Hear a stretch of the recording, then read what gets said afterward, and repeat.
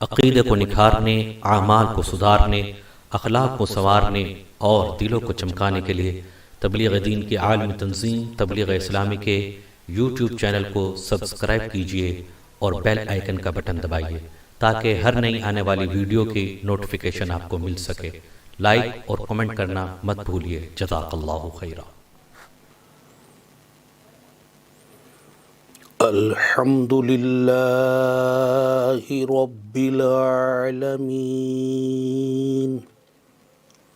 والصلاة والسلام علی خاتم النبیین وعلى آلہ وأصحابہ أجمعین، اما بعد فاعوذ باللہ من الشیطان الرجیم، بسم اللہ الرحمن الرحیم، وما أصابكم من مصیبت فبما كسبت أيديكم ويعفو عن كثير، صدق اللہ العظیم۔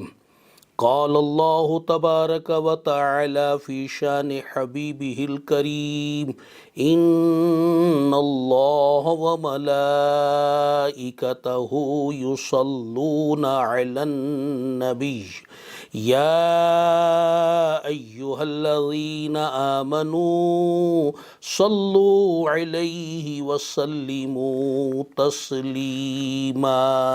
الصلاة والسلام علیک یا سیدی یا رسول اللہ، الصلاة والسلام علیک یا سیدی یا حبیب اللہ، الصلاة والسلام علیک یا سیدی یا نبی اللہ، وعلی آلک واصحابک یا سیدی یا نور اللہ۔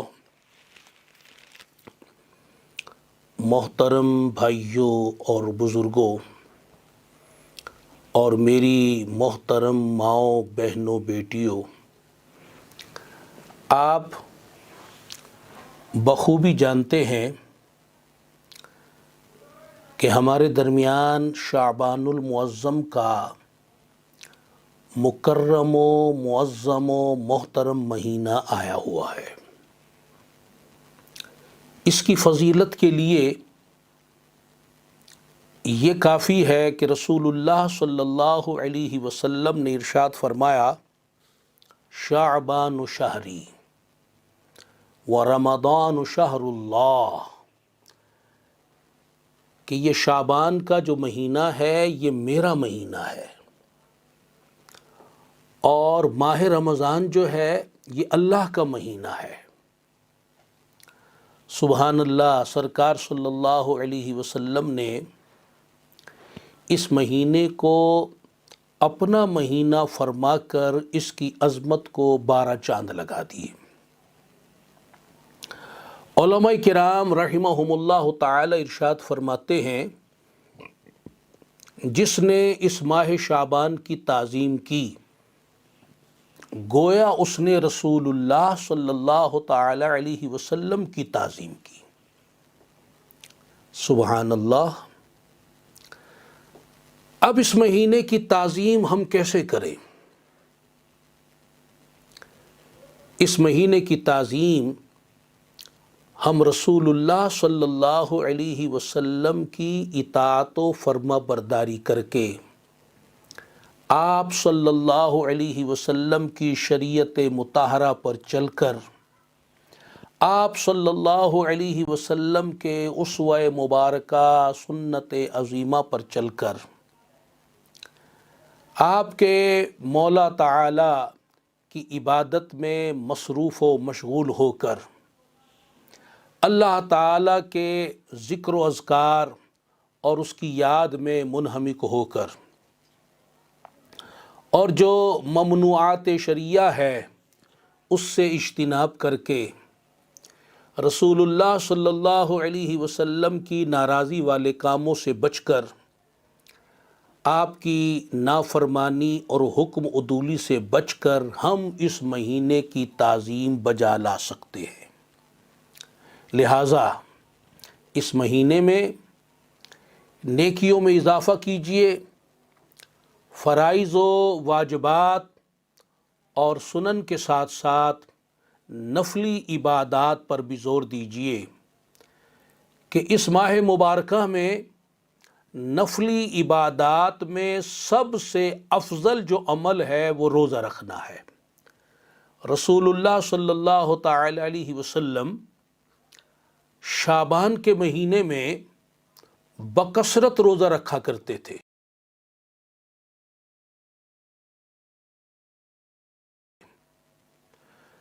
ماہ رمضان کے تو روزے پورے مہینے کے ہیں، باقی 11 مہینوں میں ماہ شعبان میں سب سے زیادہ آپ روزہ رکھا کرتے تھے۔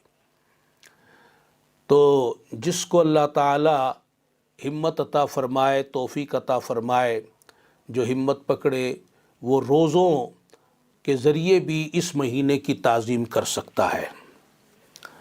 تو خیر، دلوں میں یاد الہی کے چراغ جلائے جائیں اور درود پاک کی کثرت کر کے اس کے گلابوں سے اپنے دلوں کو مہکایا جائے، اور اس مہینے میں درود پاک کثرت کے ساتھ پڑھا جائے کہ سیدنا حضور غوث اعظم شیخ عبد القادر جیلانی محبوب سبحانی رضی اللہ تعالی عنہ ارشاد فرماتے ہیں، وَهُوَ شَهْرُ الصَّلَاةِ عَلَى النَّبِيِّ الْمُخْتَارِ، کہ یہ مہینہ نبی مختار صلی اللہ علیہ وسلم پر درود پاک بھیجنے کے لیے خاص ہے۔ اور اس مہینے میں درود پاک کے فضائل بھی کئی زیادہ ہیں۔ حصول برکت کے لیے ایک فضیلت گوشے گزار کر دیتا ہوں۔ سیدنا علامہ شمس الدین سخاوی رحمۃ اللہ علیہ اپنی مشہور کتاب القول البدیع میں نقل فرماتے ہیں کہ جو سیدنا امام جعفر صادق رضی اللہ تعالی عنہ نے ارشاد فرمایا کہ جو ماہ شعبان میں روزانہ 700 مرتبہ درود پاک پڑھتا ہے، رسول اللہ صلی اللہ علیہ وسلم کی بارگاہ میں 700 مرتبہ درود پاک بھیجتا ہے تو اللہ تعالی فرشتے مقرر فرماتا ہے اور انہیں حکم فرماتا ہے کہ اس میرے بندے کے درودوں کے تحفے کو میرے محبوب صلی اللہ علیہ وسلم کے دربار میں جا کر پیش کرو اور انہیں خوش کر دو۔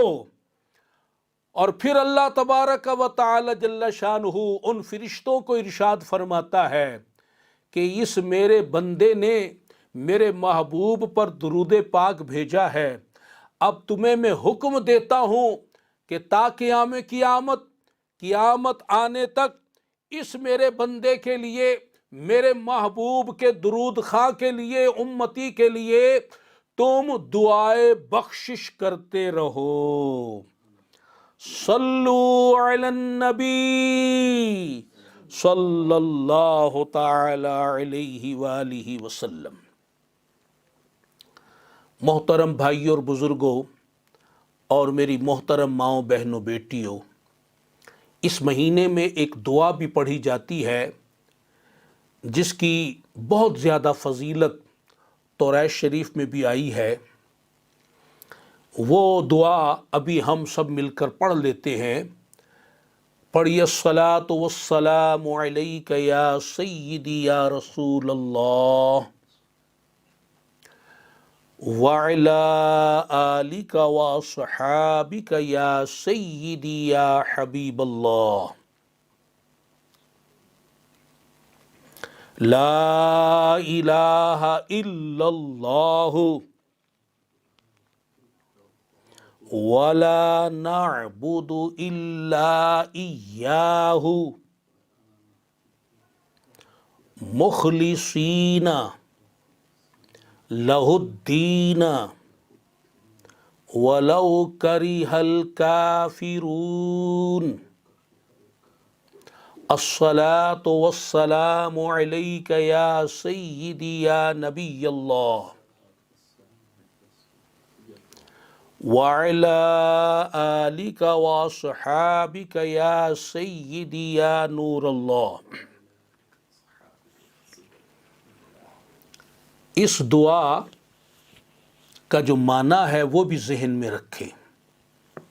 बल्कि मैं ये अर्ज़ करता हूँ कि जो इस दुआ का जो तर्जमा है, जो मफ़हूम है, मतलब है, मुराद है, माना है, जो उसके मुताबिक यकीन रखेगा, ईमान रखेगा, अमल करेगा, वो फ़ज़ाइल जो इस दुआ के हैं वो उसको वला नअबुदु इल्ला इय्याहु, हम उसके सिवा किसी की इबादत नहीं करते।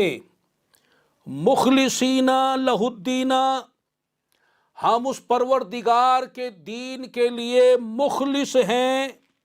वलौ करिहल काफिरून, अगरचे काफिरों को बुरा लगे, नागवार गुजरे, हम इस्लाम से मोहब्बत करने वाले हैं, इस्लाम की तालीमात को दिलो जान से कबूल करने वाले हैं।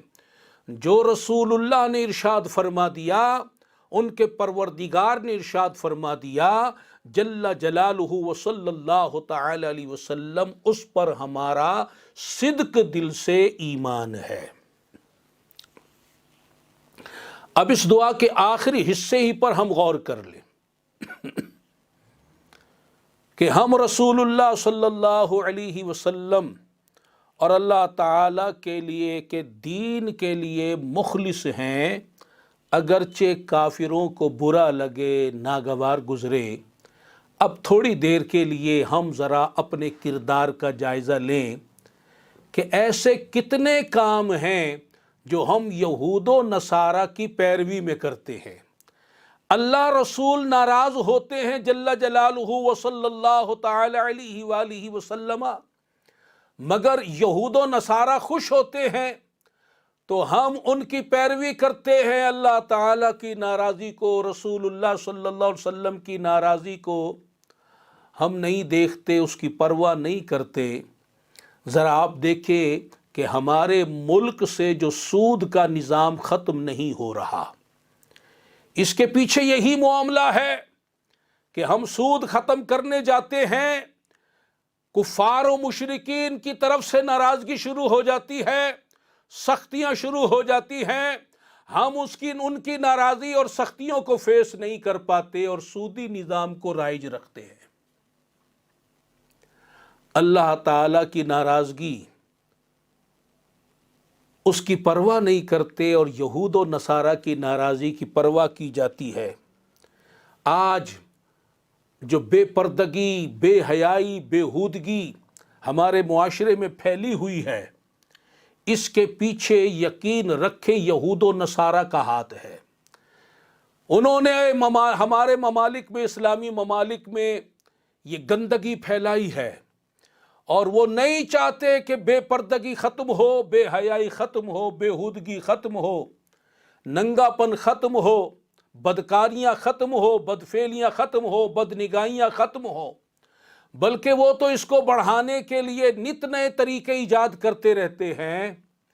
और अगर हम इसके आगे बैरियर लगाएं, इस्लामी निज़ाम लेकर आएँ, इन चीज़ों के आगे बैरियर लगाएं, तो हमें खौफ है कि वो नाराज़ हो जाएंगे, वो इमदाद देना छोड़ देंगे, ताउन करना छोड़ देंगे। तो उनकी नाराज़गी से बचने के लिए ये बेहयाइयाँ, बेपर्दगियाँ, बदकारियाँ, बुराइयाँ ये चल रही हैं। अल्लाह नाराज़ हो इसकी परवाह नहीं, यहूदो नसारा नाराज़ ना हो। अब जो ऐसा जहन रखता हो वो इस दुआ को लाखों दफ़ा पढ़ ले, उसे क्या मिलेगा? वो तो निफाक कर रहा, ज़बान से कह रहा है कि मैं अल्लाह के दीन के साथ मुखलिस हूँ, अगरचे काफिर नाराज़ हों, बुरा माने, और अमली तौर पर वो वही कर रहा है कि काफिरों को नाराज़ होने से बच रहा है और अल्लाह को नाराज़ किए जा रहा है। और ज़रा آج جو یہ کرونا کا سلسلہ پوری دنیا میں پھیلا ہوا ہے، اس کے بارے میں بھی غور کر لیں کہ پوری دنیا میں جو لاک ڈاؤن کا سلسلہ ہے، مختلف طرح کی پابندیاں، لوگ گھروں میں محصور ہو کر رہ گئے اور نئی نئی طرح کی تدابیر، اسباب، احتیاطوں کے اپنے اوپر نافذ کر لیا۔ ہمیں غور کرنا ہے کہ کرونا کے ڈنک سے بچنے کے لیے، شر سے بچنے کے لیے آج غور کریں کہ ہم کس کی تعلیم پر عمل کر رہے ہیں۔ اللہ و رسول جل جلالہ و صلی اللہ علیہ وسلم کی تعلیم پر عمل کر رہے ہیں یا یہود و نصارہ کی تعلیم پر عمل کر رہے ہیں؟ ہمیں ڈر ہے کہ اگر ہم نے قرآن کی تعلیم پر عمل کیا، اس کو عام کیا، یہ یہود و نصارہ، یہ کفار و مشرکین ناراض ہو جائیں گے، امداد روک دیں گے، پابندیاں لگا دیں گے، دائرہ ہمارے گرد تنگ کر دیں گے، تو ان کی مدد کو پانے کے لیے، ان کی نظر کو پانے کے لیے، خوشی کو پانے کے لیے ان کی تعلیم کو خوب عام کیا جا رہا ہے، اور اللہ اور اس کے رسول جو ارشاد فرما رہے ہیں اسے پسے پشت ڈال دیا گیا، آج اس کی کوئی بات نہیں کر رہا۔ میں اختصار کے ساتھ اس پر ایک گزارش عرض کر دیتا ہوں۔ دیکھیں، رسول اللہ صلی اللہ علیہ وسلم نے جو اسلامی تعلیم ہمیں ارشاد فرمائی، وہ واضح طور پر صحاح ستہ کی کتب میں بھی موجود ہے اور دیگر کتب احادیث میں بھی موجود ہے۔ ارشاد فرما دیا لا عدویٰ، یعنی ہمیں فرما دیا لا عدویٰ فی الاسلام، اسلام میں ایسا کوئی عقیدہ نہیں، ایسی کوئی تعلیم نہیں، ایسی کوئی نظریہ نہیں کہ بیماری ایک سے اڑ کر دوسرے کو لگ جائے، ایسا اسلام میں نظریہ عقیدہ نہیں ہے۔ اسلام کے آنے سے پہلے دور جاہلیت میں یہ نظریہ رکھا جاتا تھا، اور بعد کے کفار و مشرکین نے بھی اسی نظریے کو اپنایا، اور پھر چونکہ ایک ڈاکٹروں کی بڑی تعداد انہی سے تعلق رکھتی ہے تو انہوں نے اس کو پرموٹ کیا، جبکہ اسلامی لحاظ سے ہمارے لیے تو یہ تعلیم ہے لا عدویٰ فی الاسلام۔ اب غور کیجئے، اب چاروں طرف پوری دنیا میں کس کی تعلیم پھیلائی جا رہی ہے، کس کی تعلیم کا پرچار کیا جا رہا ہے، جو پابندیاں لگائی جا رہی ہیں وہ کس کی تعلیم کے بہاف پر لگائی جا رہی ہیں؟ رسول اللہ صلی اللہ علیہ وسلم کی تعلیم کی روشنی میں یہ سب کچھ ہو رہا ہے، یا یہود و نصارہ کے عقیدے اور نظریے اور ان کی تعلیم کی وجہ سے یہ سب کچھ ہو رہا ہے؟ آج جو یہ مسجدیں بند ہیں، یہ کس کی تعلیم کی وجہ سے؟ مدرسے جو بند ہیں، کس کی تعلیم کی وجہ سے؟ اللہ تعالیٰ کے اولیاء کے مزارات جو بند ہیں، یہ کس کی وجہ سے؟ آج دینی اجتماعات جو بند ہیں، کس تعلیم کی وجہ سے؟ آج جو حرمین شریفین تک کو بند کر دیا گیا، کس کی تعلیم کی وجہ سے؟ اس پہ غور کریں، اس پر آپ غور کریں۔ اسلام کی تعلیم ایسی نہیں ہے جو لوگوں کو مصیبت میں مبتلا کر دے۔ آج لوگ مصیبت میں مبتلا ہیں، یہ یہود و نصارہ کی تعلیم کی نحوست کی وجہ سے ہے۔ لوگوں کے کاروبار ختم ہو گئے، لوگ بے روزگار ہو گئے، لوگ دوسروں کے آگے ہاتھ پھیلانے کے لیے مجبور ہو گئے، آج لوگ محصور ہو کر رہ گئے۔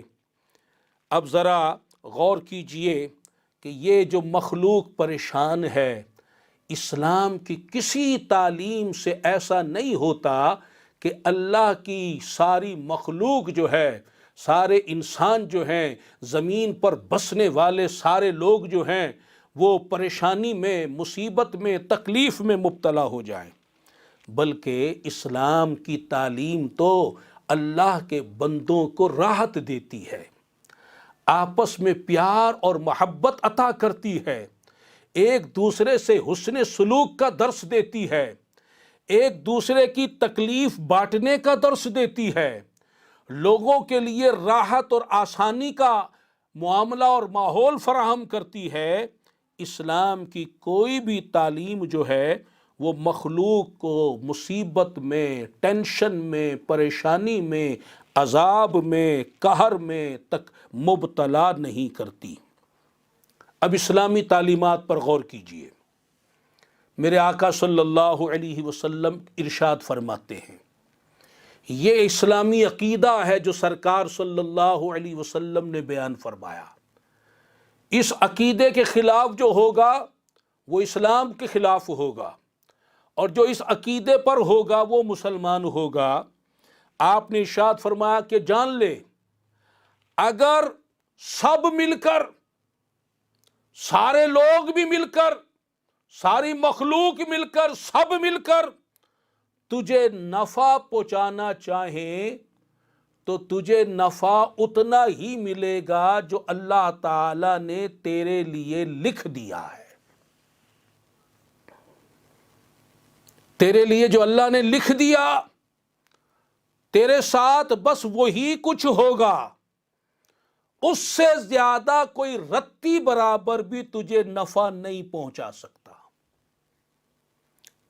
اور رسول اللہ صلی اللہ علیہ وسلم نے مزید ارشاد فرمایا، اگر لوگ مل کر، سب مل کر تجھے نقصان پہنچانا چاہے تو تیرے لیے بس وہی نقصان ہوگا جو اللہ تعالی نے تیرے لیے لکھ دیا ہے۔ جو اللہ تعالی نے تیرے لیے لکھ دیا، اس سے زیادہ رتی برابر بھی کوئی تجھے نقصان نہیں پہنچا سکتا۔ اور یہ جو لکھنے والا معاملہ ہے تقدیر کا، یہ ہو چکا۔ سرکار فرماتے ہیں قلم اٹھ چکے، لکھنے کا کام اب جاری نہیں ہے۔ ابھی تو پیدا بھی نہیں ہوا تھا، ابھی تو دنیا میں زمین پر لوگ آباد بھی نہیں ہوئے تھے، اللہ تعالی نے تو اس وقت ہی لکھ دیا تھا۔ فرمایا قلم اٹھ چکے اور دفتر خشک ہو گئے، کاغذ خشک ہو گئے۔ اب جو اللہ نے تیرے لیے طے کر دیا، لکھ دیا، جو تو کرنے والا تھا، اس نے اپنے علم ازلی سے جان لیا کہ یہ شخص دنیا میں یہ جا کر کرنے والا ہے، اس کے مطابق لکھ دیا۔ اب جو اس نے لکھ دیا وہ وہی کچھ ہے جو ہم کرنے والے تھے، اب اس لکھے ہوئے کے مطابق ہی ہوگا، اس سے ہٹ کر کچھ نہیں ہوگا۔ اب ذرا غور کریں، یہ جتنی بھی مخلوق ہے، یہ سب کی سب محکوم ہے، ان سب کا حاکم اللہ تعالی ہے۔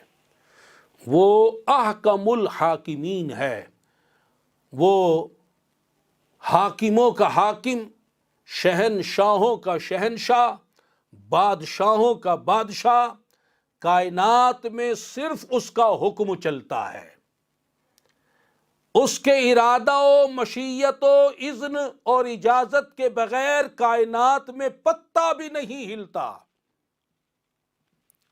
تو اب یہ جتنے بھی جانور ہیں، جتنے بھی پرندے ہیں، حشرات الارض ہیں، یہ کیڑے مکوڑے ہیں، چلے ان کی بات کر لیں، جو نقصان دینے والی چیزیں، سانپ ہے، بچھو ہے، اسی طرح تکلیف دینے کے لیے مچھر بھی ہے، اسی طرح تکلیف دینے کے لیے یہ کرونا وائرس بھی ہے۔ یہ جتنے تکلیف دینے والے جاندار ہیں، جانور ہیں، حیوانات ہیں، یہ خود سے کسی کو تکلیف نہیں پہنچاتے، کسی کو ڈنک نہیں مارتے۔ اگر آپ کے سامنے شیر آ گیا، اگر اللہ تبارک و تعالی جل شانہ کا اذن ہوگا تو وہ آپ کو نقصان پہنچائے گا، اور اتنا ہی پہنچائے گا جو اللہ تعالی کا ارادہ ہے۔ اور اگر اللہ تعالی کا ارادہ نہیں ہے وہ آپ پر جھپٹ بھی پڑے گا تو کچھ نقصان نہیں پہنچا سکے گا۔ آپ ایک مچھر کو لے لیں، کئی دفعہ مچھر ہمارے قریب آتا ہے اور آ کر سائڈ سے گزر جاتا ہے۔ یہ مچھر بھی اللہ تعالیٰ کے محکوم ہے۔ جب اللہ تعالیٰ چاہتا ہے، ارادہ فرماتا ہے، مشیت اس کی ہوتی ہے، اس کے اذن و اجازت ہوتے ہیں، یہ ایک مچھر اسی وقت ہمیں لڑتا اور کاٹتا ہے۔ اگر اللہ تعالیٰ کا ارادہ نہ ہو، اذن و اجازت نہ ہو، حکم نہ ہو، تو مچھر کو مجال ہی نہیں کہ وہ کسی کو کاٹ لے، ڈنک مار دے، اس کے خون کو چوس لے۔ یہی معاملہ کرونا کا ہے۔ کرونا کا خالق بھی اللہ ہے، مالک بھی اللہ ہے، حاکم بھی اللہ ہے، آمر بھی اللہ ہے، یہ مامور ہے، یہ محکوم ہے، یہ مخلوق ہے، یہ مرزوق ہے۔ اللہ تبارک و تعالی اس کا حاکم ہے۔ اللہ تبارک و تعالی نے جس کے لیے ارادہ فرمایا، جس کے لیے اس کی مشیت ہوئی، اسی کو دنیا میں کرونا نے کاٹا ہے، لڑا ہے، نقصان پہنچایا ہے، بیمار کیا ہے۔ اور اگر اللہ کی مشیت یہی تھی کہ وہ کرونا سے مر جائے تو صرف وہی لوگ مرے ہیں، باقی لوگ بھی دنیا میں رہ رہے ہیں۔ اب اللہ تبارک و تعالی کا مشیت و ارادہ اگر نہ ہو تو کرونا تو کیا، مچھر تو کیا، سانپ کیا، بچھو کیا، ریچھ کیا، لومڑی کیا، بھیڑیا کیا، کتا کیا، شیر کیا، کوئی بھی کسی کو نقصان نہیں پہنچا سکتا۔ ہاں، ہمیں احتیاط کرنی ہے، حفاظت کرنی ہے، سنت سمجھ کر کہ یہ احتیاط کرنے کا حکم جو دیا کہ سرکار صلی اللہ علیہ وسلم کی بارگاہ میں ایک شخص حاضر ہوا، عرض کی یا رسول اللہ صلی اللہ علیہ وسلم، میں اپنی اونٹنی کو باندھ کر اللہ پر توکل کروں یا اس کو چھوڑ کر اللہ پر توکل کروں؟ تو آپ نے فرمایا پہلے باندھ پھر اللہ پر توکل کر۔ تو بات کیا تھی کہ توکل کرنا ہے اللہ پر۔ اس کے لیے اگر کوئی سبب اختیار کیا جاتا ہے، کوئی احتیاط کی جاتی ہے، کوئی تدبیر اختیار کی جاتی ہے، تو اس میں کوئی حرج نہیں، جبکہ توکل اللہ پر ہو۔ اگر سبب پر بھروسہ ہو، اگر تدبیر پر بھروسہ ہو، اگر اس احتیاط پر بھروسہ ہو، تو پھر یہ مسلمانی نہیں ہے، پھر یہ گمراہی ہے۔ اور اگر بندہ سبب اختیار کرے، احتیاطیں کرے، تدابیر اختیار کرے، مگر اس کا دھیان اللہ پر ہو، بھروسہ اللہ پر ہو، توکل اللہ پر ہو، تو یہ مسلمانی ہے۔ صلو علی النبی صلی اللہ تعالی علیہ وآلہ وسلم۔ یاد رکھے، جو بھی مصائب، پریشانیاں، تکلیفیں، بیماریاں، رنج و غم، درد و الم بندوں کو پہنچتے ہیں، اس کی دو وجہ ہیں، دو وجوہات، اور دونوں قرآن پاک میں موجود ہیں۔ لوگ کیا کہہ رہے ہیں اس طرف نہ جائیں، اللہ و رسول کیا فرما رہے ہیں، ایک مسلمان ہونے کے ناطے اس طرف دھیان دیں۔ یہ کرونا بھی ایک مصیبت ہے، یہ کرونا بھی ایک پریشانی ہے۔ جو مصیبت بھی جس کو ملے، کوئی قرضوں میں ڈوبا پڑا ہے، کسی کی بیٹی کی شادی نہیں ہو رہی، کسی کا رشتہ آتا ہے تو بنتا نہیں ہے، کوئی جادو میں گرفتار ہے، کسی کو جن بھوت چمٹے ہوئے ہیں، کسی کو کاروباری ٹینشن لگی ہوئی ہے، کوئی بے اولادی کی تکلیف میں مبتلا ہے، کسی کو کوئی بیماری، کسی کو کوئی بیماری ہے، کسی کو کوئی ڈرا رہا ہے، خوف زدہ کر رہا ہے، کسی کی چوری ہو گئی، ڈاکہ پڑ گیا، کسی کے گھر پر، دکان پر آگ لگ گئی۔ تو یہ جتنی بھی پریشانیاں، مصیبتیں، تکلیفیں آتی ہیں، وہ کسی بھی صورت میں آئیں، چاہے کرونا کی صورت میں آئیں، اس کی دو وجہ ہیں۔ پہلی وجہ ارشاد فرمائی وَلَنَبْلُوَنَّكُمْ بِشَيْءٍ مِّنَ الْخَوْفِ وَالْجُوعِ وَنَقْصٍ مِّنَ الْأَمْوَالِ وَالْأَنفُسِ وَالثَّمَرَاتِ وَبَشِّرِ الصَّابِرِينَ الَّذِينَ إِذَا أَصَابَتْهُمْ مُصِيبَةٌ قَالُوا إِنَّا لِلَّهِ وَإِنَّا إِلَيْهِ راجعون۔ دوسری وجہ ارشاد فرمائی وَمَا أَصَابَكُم مِّن مُّصِيبَةٍ فَبِمَا كَسَبَتْ أَيْدِيكُمْ وَيَعْفُو عَن كَثِيرٍ۔ پہلا حکم ہوا اور ضرور ہم تمہیں آزمائیں گے، ڈر کے ساتھ، بھوک کے ساتھ، مالوں میں کمی، پھلوں میں کمی کے ساتھ، جانوں میں کمی کے ساتھ تمہارا امتحان ہوگا۔ اور دوسری آیت میں ارشاد فرمایا کہ تمہیں جو مصیبت پہنچتی ہے وہ تمہارے ہاتھوں کا کمایا ہوا ہے، تمہارے گناہوں کا نتیجہ ہے۔ تو دو وجوہات قرآن نے بیان فرمائی۔ پہلی وجہ یہ کہ جو مصیبت آئی وہ امتحان ہے، اللہ تعالیٰ اپنے بندے کا امتحان لینا چاہتا ہے، اس کی استقامت کا، اس کے صبر کا، اس کا دین پر اللہ تعالیٰ کی طرف متوجہ رہنے کا امتحان لینا چاہتا ہے، آزمائش میں مبتلا کرتا ہے۔ ایک وجہ یہ ہے مسلمانوں پر تکلیف آنے کی۔ دوسری وجہ وہ سزا ہے کہ بندے نے گناہ کیے، اللہ تعالیٰ کی نافرمانی کی، حکم عدولی کی، شریعت کی خلاف ورزی کی، شریعت کے خلاف عمل کیا، اللہ تعالیٰ کی ناراضی والا کام کیا، تو بطور سزا وہ تکلیف اور مصیبت اس پر آتی ہے تاکہ اس جو گناہ اس نے کیا ہے اس کی سزا دنیا ہی میں اسے دے دی جائے۔ اب ذرا غور کیجئے، امتحان کن کا ہوتا ہے اور سزا کنہیں آتی ہے، اس کو ہم ذرا خود جائزہ لے لیں۔ اگر کوئی اللہ تعالیٰ کا فرما بردار بندہ ہے، اطاعت گزار بندہ ہے، نیکوکار بندہ ہے، شریعت پر چلنے والا ہے، اللہ رسول کی بات ماننے والا ہے، ذکر و درود میں نیک کاموں میں مشغول رہنے والا ہے، تو اس کو سزا نہیں ملتی، اس کا امتحان ہوتا ہے۔ جیسے اللہ تعالیٰ اپنے اولیاء کا امتحان لیتا ہے مصائب بھیج کر۔ کربلا والوں پر جو آزمائش آئی وہ معاذ اللہ بطور سزا نہیں تھی، وہ بطور امتحان تھا معاملہ۔ انبیاء کرام علیہ السلام پر مصائب آئے، بلائیں آئیں، تکلیفیں آئیں، ستایا گیا ان کو، وہ ان پر اللہ تعالیٰ کی طرف سے آزمائش تھی۔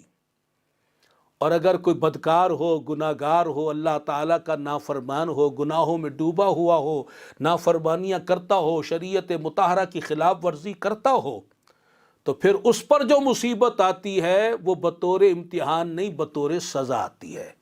تو ہر بھائی دیکھ سکتا ہے کہ یہ جو مصیبت کورونا کی میرے لیے آئی ہے، یہ بطور سزا آئی ہے یا بطور امتحان آئی ہے۔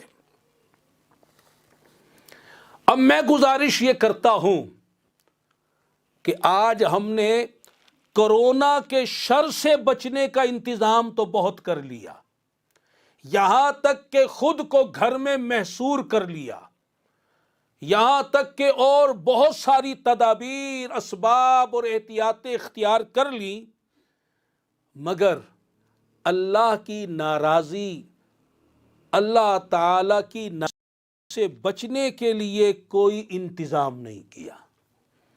کیونکہ گناہ گاروں، تم اللہ کے بندے ہو، تمہارا ایک رب ہے، تم اس کی حکم عدولی کرو گے تو پھنس جاؤ گے، تم اس کے بندے ہو، اس کی اطاعت کرو، فرما برداری کرو، اس کے حکم پر چلو۔ ہم نے کرونا کی مصیبت کو دیکھا تو کرونا سے بچنے کے لیے تو بہت کچھ کر لیا، اللہ تعالیٰ کی سزا اور ناراضی سے بچنے کے لیے کیا کیا ہے سوچنے کی بات، اسے بار بار سوچ۔ ہم نے کیا انتظام کیا؟ ہمیں تو اللہ کو راضی کرنا چاہیے تھا، الٹا ہم نے اللہ کی مسجدوں کو بند کر دیا۔ ہمیں اللہ کو راضی کرنا چاہیے تھا، ہم نے اس کے اولیاء کے مزارات کو بند کر دیا۔ یہاں تک کہ حرمین شریفین کو بند کر دیا اور مکہ و مدینہ شریف میں کرفیو ہی لگا دیا، ہر طرح مسجد نبوی بھی بند کر دی، معاذ اللہ مسجد حرام بھی بند کر دی۔ اللہ اکبر اللہ اکبر۔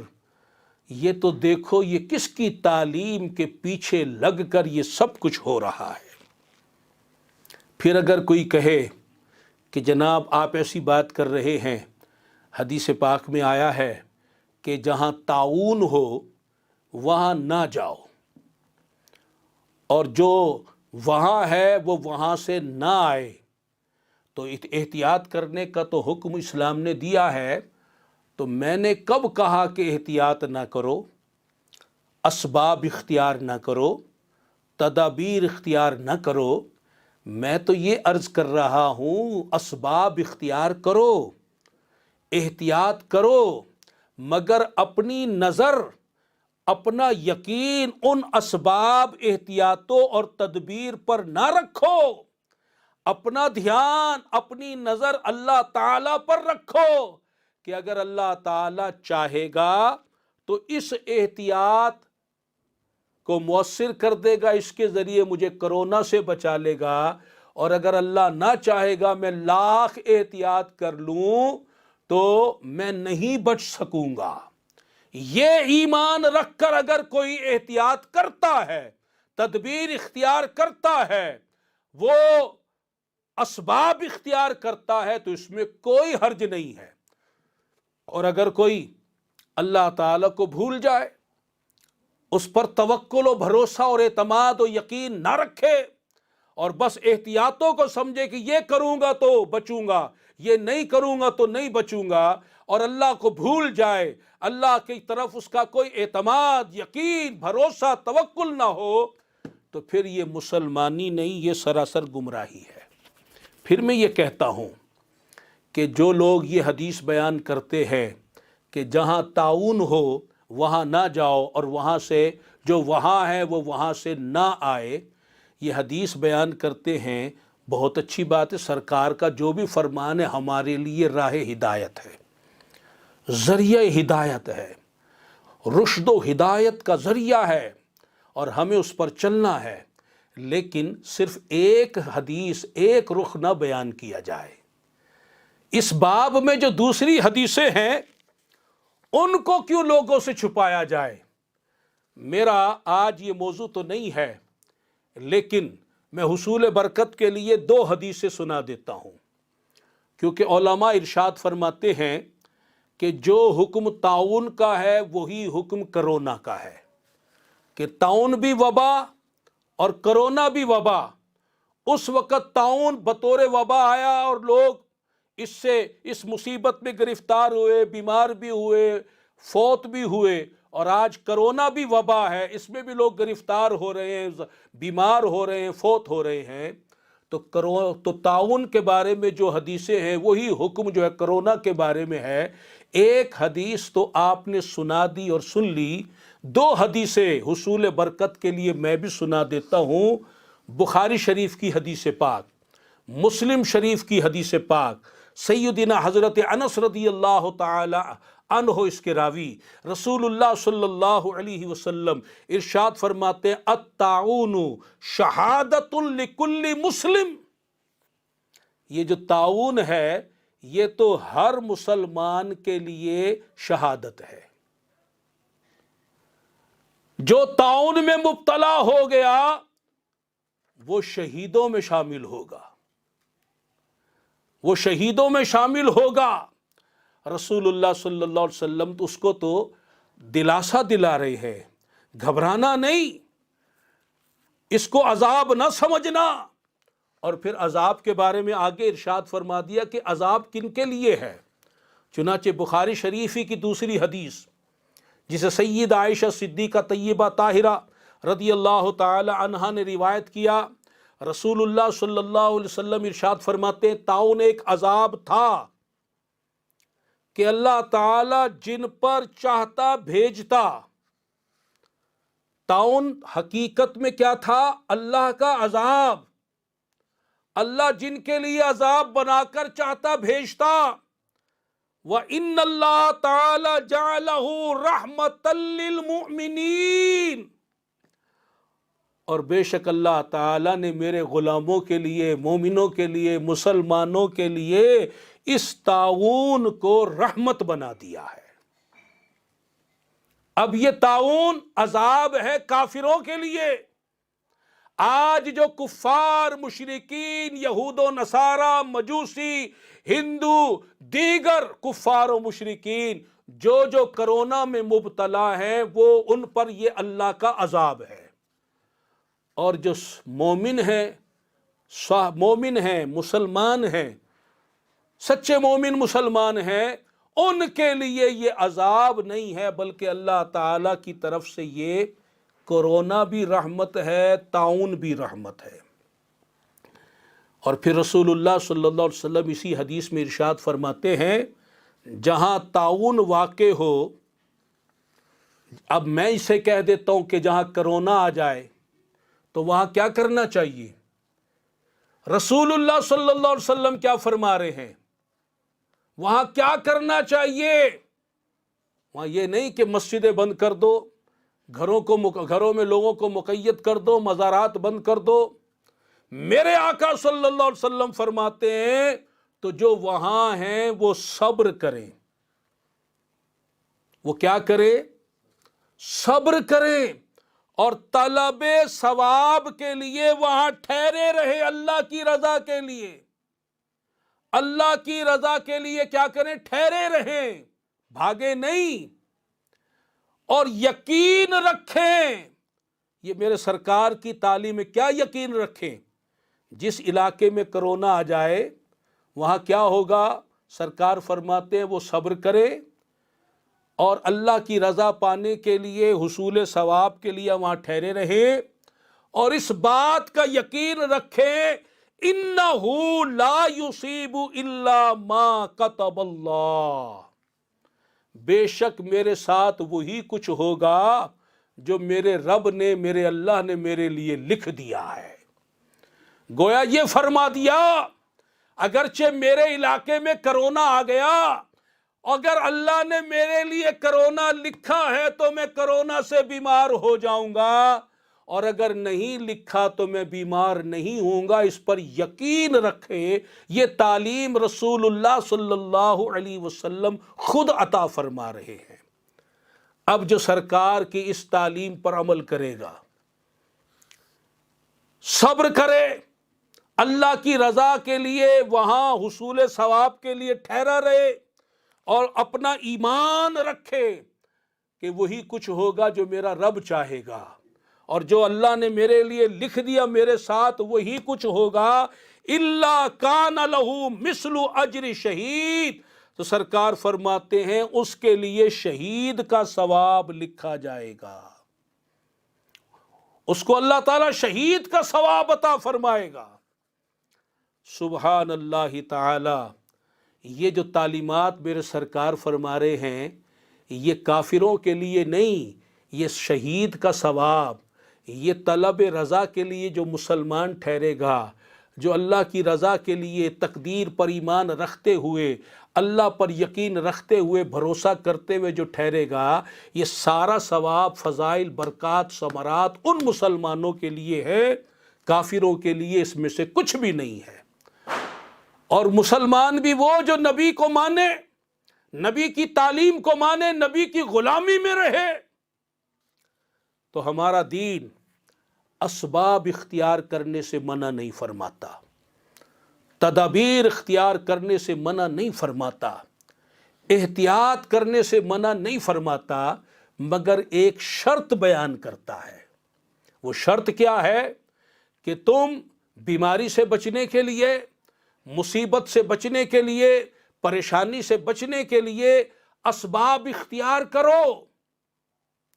بیماری آئی، ڈاکٹر کے پاس جاؤ، دوائی حاصل کرو، دوائی کو کھاؤ، اسباب اختیار کرو، حفاظت اپنی کرو، تدابیر اختیار کرو، مگر شرط یہ ہے کہ بھروسہ اس دوائی پر نہیں کرنا، بھروسہ اس ڈاکٹر پر نہیں کرنا، بھروسہ اس اسباب ان احتیاطوں پر نہیں کرنا، بلکہ تمہارا بھروسہ وہ اللہ تعالی ہی پر ہونا چاہیے۔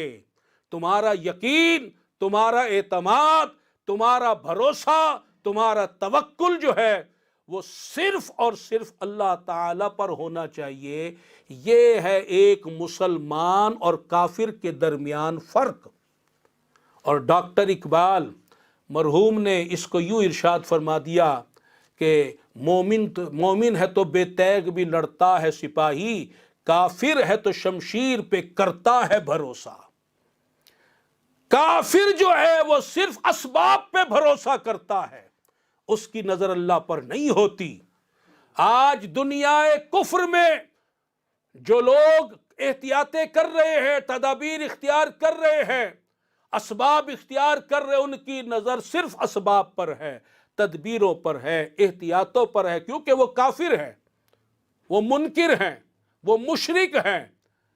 لیکن جو مومن ہے وہ تدبیر وہ بھی اختیار کر رہا ہے، احتیاط وہ بھی اختیار کر رہا ہے، اسباب وہ بھی اختیار کر رہا ہے، مگر اس کی نظر اسباب پر نہیں بلکہ اللہ تبارک و تعالی پر ہے۔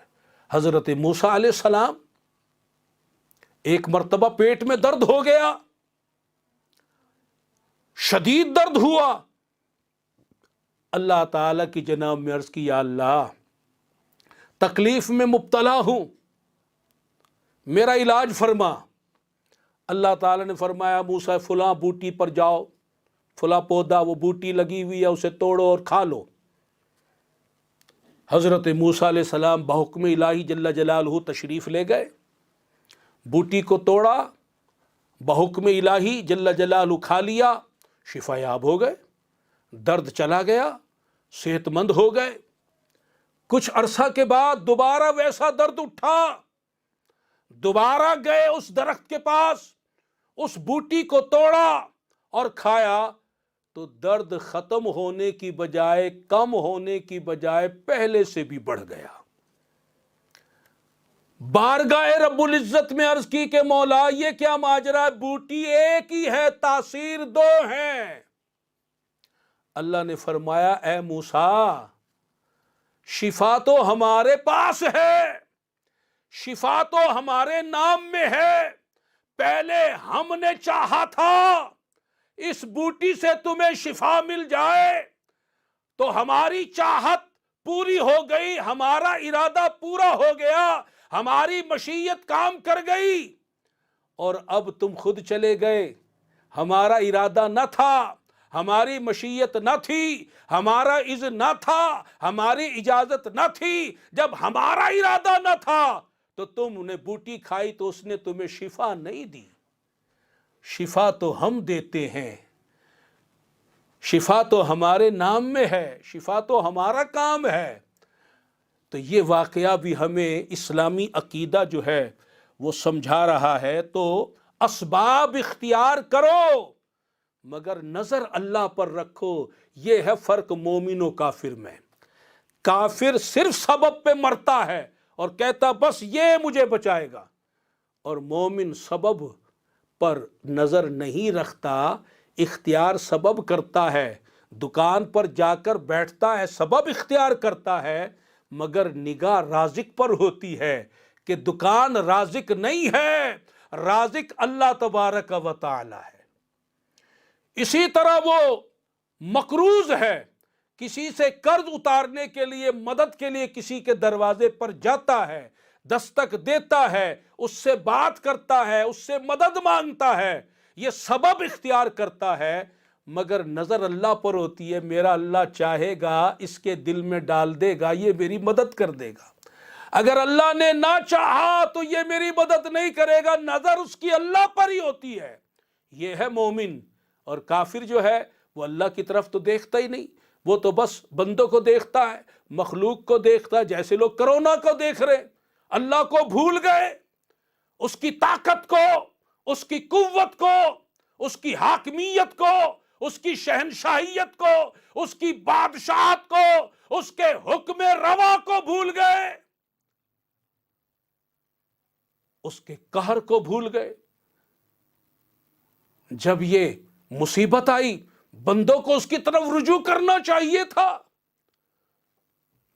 उसके आगे झुकना चाहिए था, लेकिन हमने सिर्फ सबब इख्तियार करके बैठ गए, बस हम बच गए। हमने हाथों पे लोशन लगा लिया, हम बच जाएंगे। हमने नाक पर मास्क चढ़ा लिया, हम बच जाएंगे। हम किसी से हाथ नहीं मिला रहे, हम बच जाएंगे। बस इसी पे समझ लिया बचत। ये सोचा ही नहीं कि बचाने वाली ये चीजें नहीं है, ये तो असबाब हैं। ये काम करेंगे तभी जब अल्लाह चाहेगा। जब अल्लाह नहीं चाहेगा, इनमें से कोई काम नहीं करेगा, तो अल्लाह की तरफ तो ध्यान ही नहीं है। अल्लाह को हमने भुला दिया। ये वबा अज़रुए हदीस मोमिनों के लिए, मुसलमानों के लिए रहमत बनकर आई। हमने यहूदो नसारा की तालीम के पीछे लगकर इसे अपने लिए ज़हमत और अजाब बना लिया। तो जो असल मसला है उसकी तरफ आओ। असल मसला क्या है? वमा असाबकुम मिन मुसीबतिन फबिमा कसबत ऐदीकुम। ये मुसीबत जो आई है गुनाहों के सबब आई है, ये गुनाहों की वजह से आई है। इमामुल मुहद्दिसीन खातमुल मुहक्किकीन सैयदना शेख अब्दुल हक मुहद्दिस देहलवी रहमतुल्लाह अलैह, आप मिशकात शरीफ की अपनी शरह अशियतुल लम्हात में नकल फरमाते हैं कि एक बुज़ुर्ग के जूते का जो तस्मा है, जूते का तस्मा, वो चूहे ने काट लिया, खा लिया। जब आपने देखा तो रोना शुरू कर दिया, रोने लग गए और फरमाया मुझसे कोई ना कोई गुनाह सरजद हुआ है, जब ही ये मुझे तकलीफ पहुंची है, मेरा ये नुकसान हुआ है, मुझे ये अजियत मिली है। अब बताइए, अगर चूहा जूते का तस्मा काट ले, हमारे बुजुर्गों का ये ईमान है कि ये गुनाह की वजह से हुआ है, हालांकि वो तो बुजुर्गान दीन है, बतौर आजिज़ी कह के हमें तालीम कर रहे हैं। तो आज कोरोना जैसी इतनी बड़ी मुसीबत हम पर आ गई और हम ये सोच ही नहीं रहे कि ये गुनाहों की वजह से आई है। तो गुनाहों की नहूसत तौबा करने से दूर होती है, महज एहतियातें करने से दूर नहीं होती। करो एहतियातें, लेकिन सिर्फ एहतियात नहीं, तौबा करो। असल काम एहतियात नहीं है, असल काम तौबा करना है, असल काम इस्तिगफार करना है, असल काम अल्लाह के अहकाम पर अमल करना है।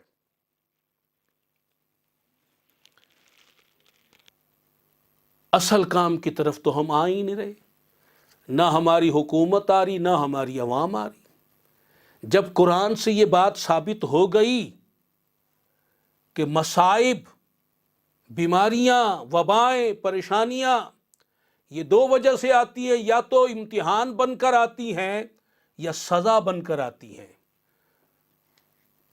तो हमारी हुकूमत को भी चाहिए कि वो होश में आए और वो काम करे जो अल्लाह की नाराज़ी को दूर करने वाले हैं।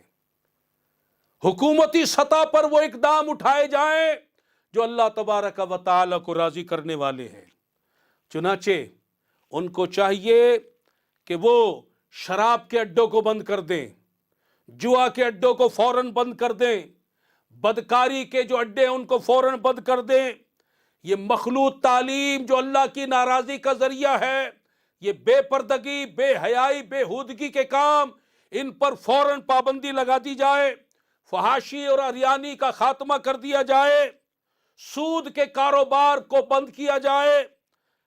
आगे बढ़ें, हुक्मरान आगे बढ़ें, जिस नबी का कलीमा पढ़ते हैं उस नबी की शरीयत को नाफिज करें, निज़ाम मुस्तफ़ा सल्लल्लाहु अलैहि वसल्लम को नाफिज करें। अल्लाह राज़ी होगा। जब अल्लाह राज़ी हो जाएगा तो फिर ये अजाब नहीं होगा, ये तकलीफ़ें नहीं होंगी, ये सज़ाएं नहीं मिलेंगी। और इसी तरह ये तो हुकूमती सतह पर हुकूमत वाले सोचें, हम अपने बारे में सोचें, इनफरादी तौर पर सोचें। मुसीबत तो हम पर भी आ गई, हमारे कारोबार बंद हो गए, ہم گھر میں محصور ہو کر رہ گئے، پریشانیاں اٹھا رہے ہیں، تکلیفوں میں مبتلا ہیں، پوری دنیا مصیبت میں مبتلا ہے۔ آج ہم اپنی سطح پر اقدام اٹھائیں، لہٰذا آج ہم سب جو بھی مجھے سن رہا ہے، جہاں جہاں تک میری آواز جا رہی ہے، اور اس آواز کو آپ آگے پہنچائیں کہ وہ سارے مسلمانوں سے میری درخواست ہے، وہ میرے بھائی ہوں، بہنیں ہوں، ان سب سے میری التجا ہے کہ وہ آ جائیں راہ راست پر اور سزا سے بچنے کے لیے توبہ کی طرف آ جائیں۔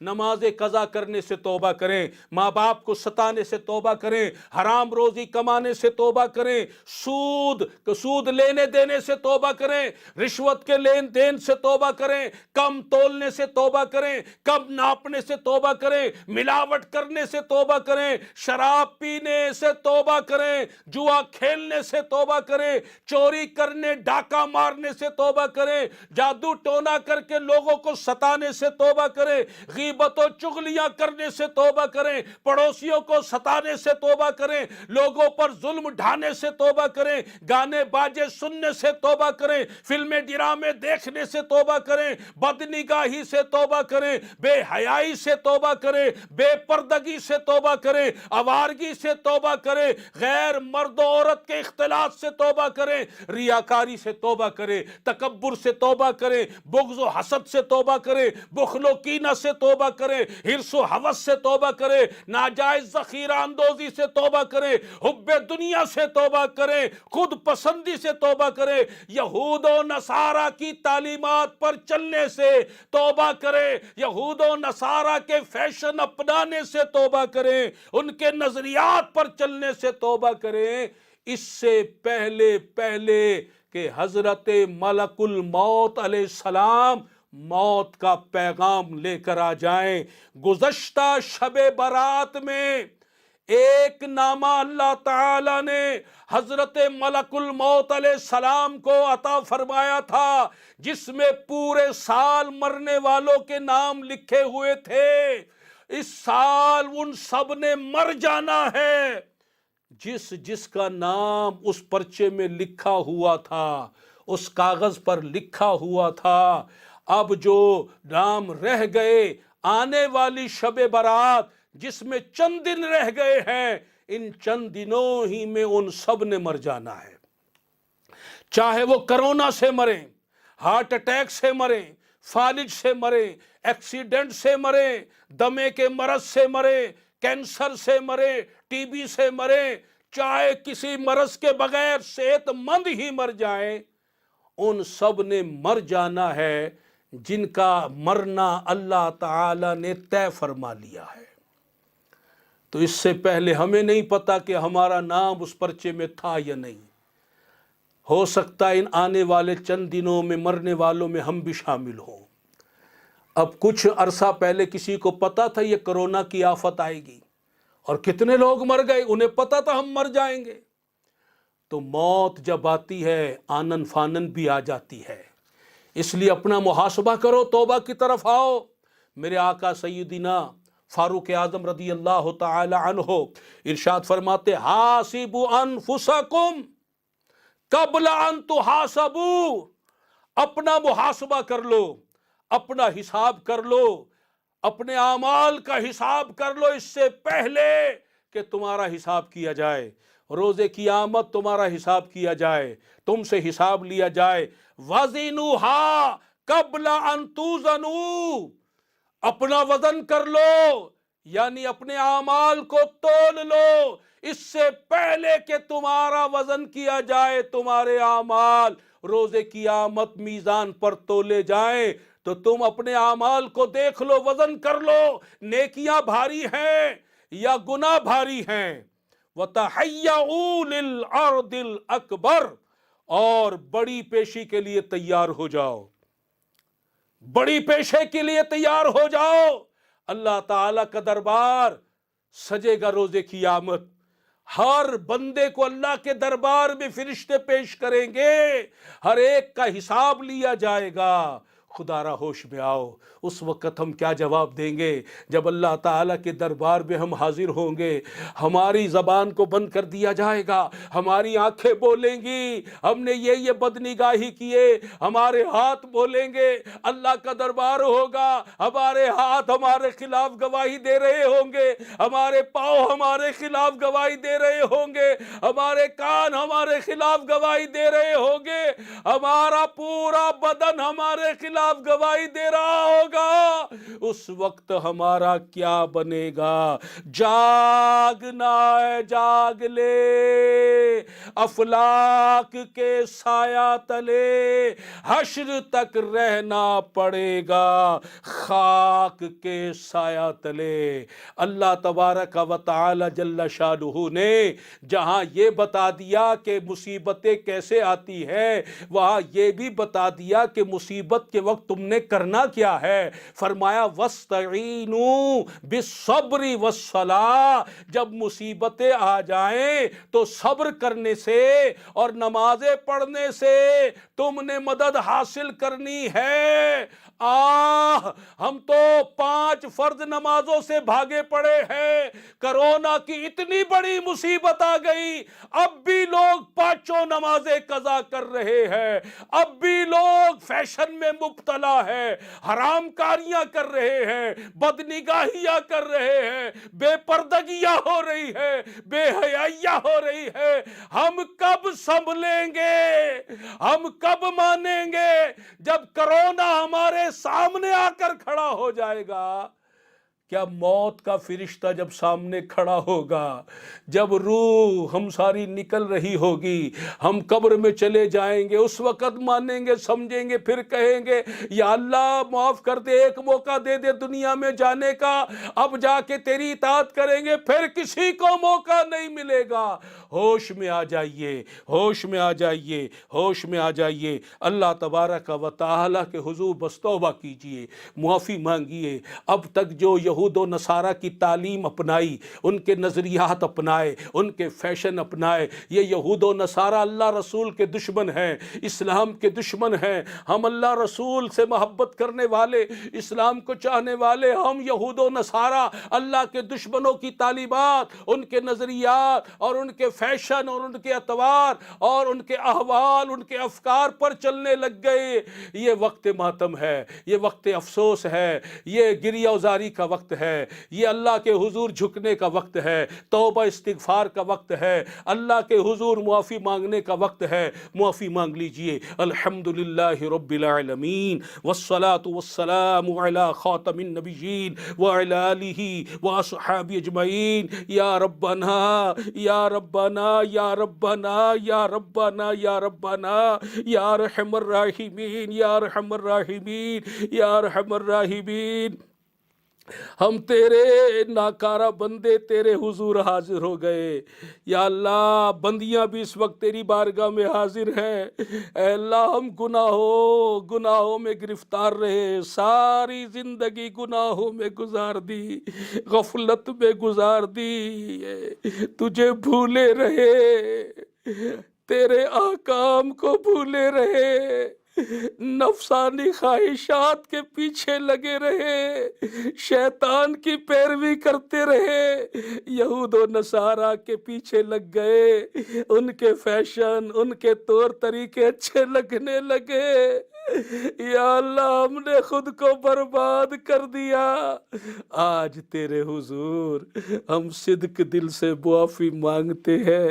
اے اللہ، ہم سب کو معاف فرما دے، ہمارے سارے گناہوں کو معاف فرما دے، ہماری بے حیائیاں معاف کر دے، بد نگاہیاں معاف کر دے، بےہودگیاں معاف کر دے، بے پردگیاں معاف کر دے، آوارہ گردیاں معاف کر دے، ہماری غفلت معاف کر دے، ہماری ہر معصیت معاف کر دے۔ اے اللہ، اپنے محبوب کا صدقہ نگاہ کرم فرما دے، ہم پر نگاہ کرم فرما دے، ہماری جانب رحمت سے دیکھ لے، محض اپنے کرم سے ہماری بخشش فرما دے، ہمارے صغیرہ گناہ بخش دے، ہمارے کبیرہ گناہ بخش بخش دے، ہمارے بے حیائیوں کو بخش دے، ہمیں نیک بنا دے، متقی بنا دے، اپنا پسندیدہ بندہ بنا لے، اپنے محبوب کا سچا غلام، سچا امتی بنا لے،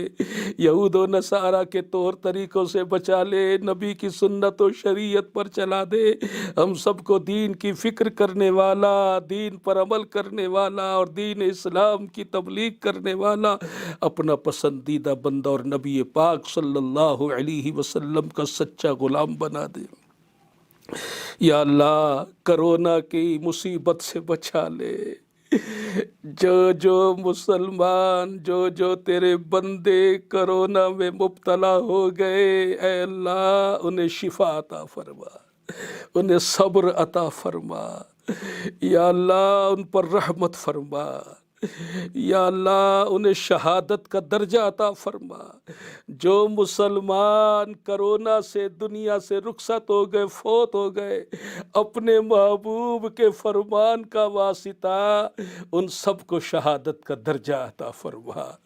اے اللہ ہمیں ہر مصیبت پریشانی سے بچا، اے اللہ دنیا بھی بہتر فرما، آخرت بھی بہتر فرما۔ اللہم ربنا آتنا فی الدنیا حسنہ وفی الآخرۃ حسنہ وقنا عذاب النار۔ یا اللہ تنگ دستوں کو فراخی دے دے، اس پریشانی میں جو بے روزگار ہو گئے، مفلوق الحال ہو گئے، پریشان حال ہو گئے، اللہ ان کی پریشانیاں دور فرمانے کا انتظام فرما دے، ان بے روزگاروں کے لیے روزگار کا انتظام فرما دے، ان کے لیے بہترین اسباب مہیا فرما دے۔ اے اللہ جو شادی کے لیے منتظر ہیں انہیں نیک رشتے دے دے، جو صاحب اولاد ہیں ان کی اولاد کو نیک بنا دے، جو بے اولاد ہیں انہیں نیک اولاد دے دے، جو جادو ٹونے میں جن بھوت کے شر میں مبتلا انہیں عافیت و رہائی دے دے، ہر مسلمان کی مشکل پریشانی کو دور کر دے، سب کا بھلا فرما دے، سب کی خیر فرما دے۔ اس وقت جو تیرے بندے بندیاں دعا میں شامل ہیں ان کے دلوں میں جو جائز مرادیں ہیں پوری کرتے، جو جس مشکل پریشانی تکلیف میں مبتلا ہے اس سے نجات و رہائی عطا کر دے، سب کی خیر فرما دے، سب کا بھلا فرما دے۔ حضور غوث پاک رضی اللہ عنہ کا صدقہ اے اللہ ہم پر خاص مہربانی فرما دے۔ دعا کے لیے جس کسی نے کہا ہے، دعا کے لیے جس کسی نے کہا ہے، دعا کے لیے جس کسی نے کہا ہے، ہر ایک اس کی بگڑی بنا میرے مولا، اس کی بگڑی بنا میرے مولا، ہر ایک اس کی بگڑی بنا میرے مولا۔ وصلی اللہ تعالی علی حبیبہ خیر خلقہ ونور عرشہ محمد وعلی آلہ وصحبہ اجمعین برحمتک یا ارحم الراحمین۔ ابھی آپ تشریف رکھیں، چند اعلانات بھی سن لیں، اس کے بعد پھر آپ اٹھیے گا۔ صلو علی النبی۔ ہم نے والے دن ہوگا جو شب برات ہے، بدھ کو انشاءاللہ اب ہمارا اجتماع آن لائن ہوگا، اور آپ نے اپنے اپنے گھروں میں جہاں جہاں آپ ہیں وہاں آپ نے اس بیان کو سننا ہے، اجتماع کو سننا ہے۔ انشاءاللہ تعالی حسب معمول 9:15 بجے اجتماع شروع ہو جائے گا۔ تلاوت قرآن پاک، نعت خوانی اور بیان انشاءاللہ تعالی 10 بجے شروع ہوگا۔ بیان کا آغاز انشاءاللہ تعالی 10 بجے ہوگا۔ یہ رات برکت والی رات ہے، عبادت والی رات ہے، توبہ و استغفار والی رات ہے۔ اس رات میں آپ نے اللہ کی عبادت میں مشغول رہنا ہے۔